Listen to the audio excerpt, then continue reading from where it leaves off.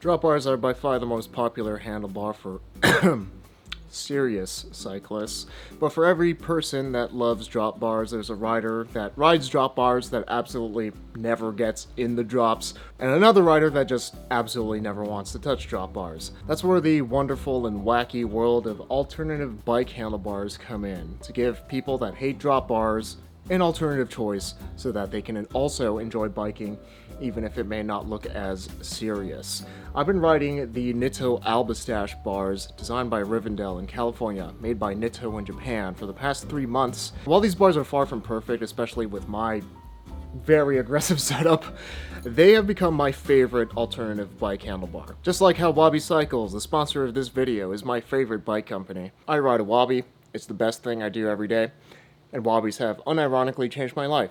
Stick around till the end of the video to learn what makes them so dope. The Nitto Albastache bar seeks to be the handlebar for people who hate drop bars. They were designed by Rivendell, which is a company that is world-renowned for making comfortable, practical, sturdy designs. And they've designed a bunch of different handlebar shapes, including drop bars, and their drop bars are my favorite handlebars ever, as well as a bunch of alternative bars for people who hate drop bars. And the name Albastache is a hybrid of two words, two previous handlebars that they've made, which are the Albatross bar and the Mustache bar. The Mustache bar is kind of like the track drop of alternative bars, if you could think of it that way.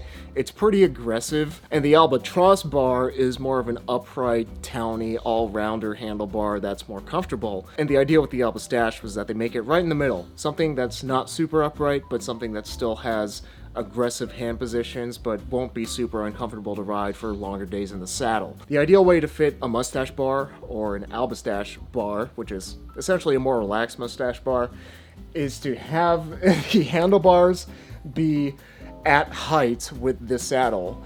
I have a slammed stem, and I have really long legs, so it's just nigh on impossible for me to get the proper fits with the Albastache bars, and I wanted to see if it will work out even with a super aggressive fit. And I'm pleased to report that it does, but of course there are some caveats. The other weird thing about the Albastache bars, if you're running brakes, so the proper and ideal way to run brakes and with the levers on them is to mount them at the bend, as if they were essentially just rotated bends of a drop bar. And if you're running shifter brake levers, you have to push down on them, which is kind of weird. And another weird thing is that they're ideally suited for non-aero brake levers so that you can get better cable bends. Otherwise it gets kind of janky. I'm riding brakeless, so I haven't run into that, but that is something to consider. The Albastache bar is a really mixed bag when it comes to people's opinions. A lot of people love them, a lot of people hate them. I am somewhere in the middle, even with my unideal fit. It does still work with a very aggressive bike fit. These handlebars, they look like cruiser towny bars, but they're actually deceptively aggressive. When I'm riding these things, just hanging out in the back, the main hand position, it feels pretty much like riding in the hoods of drop bars, maybe a little more upright, or the ramps. I don't really ride hoods. Brakeless Fixie for life, bro. It's maybe just a little more upright than riding in the hoods and drops, because it does back sweep towards the rider so that you're sitting up a little bit taller, but it is still very, pretty aggressive aerodynamic position with my bike fits. That little slight uprightness is really great though if you're riding in a city, because you can see over traffic a lot more easily and just have your back a little bit more relaxed, which is precisely why I got these bars when riding in Taichung, Taiwan. I just got back like a month ago to the US from Taiwan. And my gosh, it's good to be back because there are just too many dang people in Taiwan, traffic and all. And these handlebars really helped with being able to navigate through traffic safely. There's no way I'm getting into drops in that traffic. My biggest concern when I put these handlebars on is that they wouldn't be comfortable, because everybody says that the handlebars need to be level with the saddle. So I need like 6 more inches of steer tube that doesn't exist. The longest ride I did with this was 54 miles, and while I was able to do it, I would say that it wasn't super ideal. I could definitely do a century on these handlebars, fixed gear by the way, but it's not going to be my first choice, and maybe not even my second choice, because once I got past like mile 35, my wrist started to hurt from putting too much weight onto my handlebars, because I just couldn't push as hard enough anymore. And I just don't really have another hand position to be comfortable. This is the main hand position. You have this long bend where you could swap.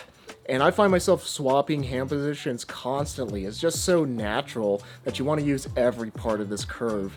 And then the most aggressive hand position is right here in the hooks, where you can tuck your elbows and get pretty aerodynamic. And while they're not super comfortable when you're riding it with a bike fit where your handlebars are below your saddle, they are fine for longer rides. It's just, I'm a drop bar guy, and I would first pick my drop bars if I'm doing anything longer than 50 miles rather than this bar. They are a lot racier than their bend would suggest. The drop from the clamp area down to the hand position area is actually 2.5 centimeters, and that drop starts pretty much right at the clamp. So you're not really getting any super relaxed hand positions unless you set this thing pretty upright. And because of that, I haven't noticed that I am any slower on these handlebars compared to my drop bars. The handlebars are aluminum, if that wasn't obvious enough, and they are heat treated for extra stiffness and strength. And because of that, combined with the shape and the width of the bar, 55 centimeters wide, 2.5 centimeter drop, they climb pretty dang well. You get a lot of leverage and control over the front end, especially important when you're climbing on fixed gear, making them also great if you like to do off-roading. I feel more confident on the Albastaches as opposed to drops for climbing and for off-road riding, especially for fixed gear, because for climbing, the best position for drop bars is out in front on the hoods position, but for a lot of fixed gear riders, we're not running hoods or brakes, so we don't have that hand position to get our weight over the front wheel to help us climb. So it is nice to have this wide stance to open up the chest, breathe more, and have a lot of control over the front end for those gnarly climbs. Big advantage over drop bars any townie bar has is that you get a lot more clearance for a front load. You can throw on a front rack, front basket, carry a sleeping bag, a tent, all that good bulky stuff, carry groceries up there. It really makes it a great bar for just riding around town, getting groceries, running errands, or bike touring. But these are pretty polarizing handlebars, so I'm kind of surprised that I'm pretty much right in the middle. Like, there's some things I like about it, some things I don't like about it. Overall, I do like drop bars better. My favorite handlebar ever is the Nitto Noodle. I like it so much, I have two versions of them, in 48 centimeter and 42 centimeter, and I love them both to bits.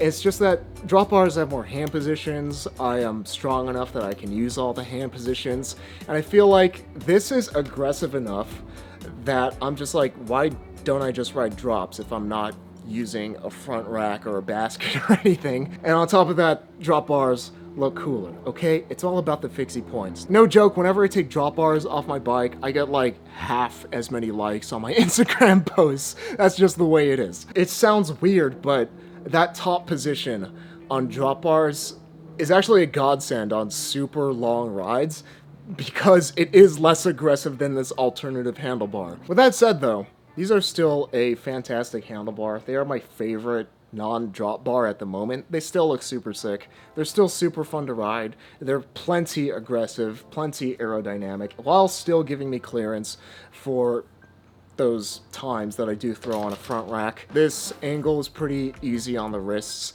I like them. I really do. They are aggressive, don't be fooled. I may even just try flipping them over so I have a plus 2.5 centimeter rise instead of a drop. But if you're somebody that absolutely hates drop bars, you just cannot find a pair of drop bars that suit your needs, but you still want an aggressive riding position, check these out. You might really like them. Just keep in mind that the bike fit on them can be kind of weird, especially if you're running threadless and can't get a super tall stack on your setup. In general, with bike stuff, it's helpful to watch a bunch of reviews and to listen to people like me talk about bikes on the internet, or to read Reddit posts ad nauseum. But the best way to figure out if you actually like something, if you can afford it, is just to buy it, try it out, and then sell it if you don't like it, and just take that lost cost.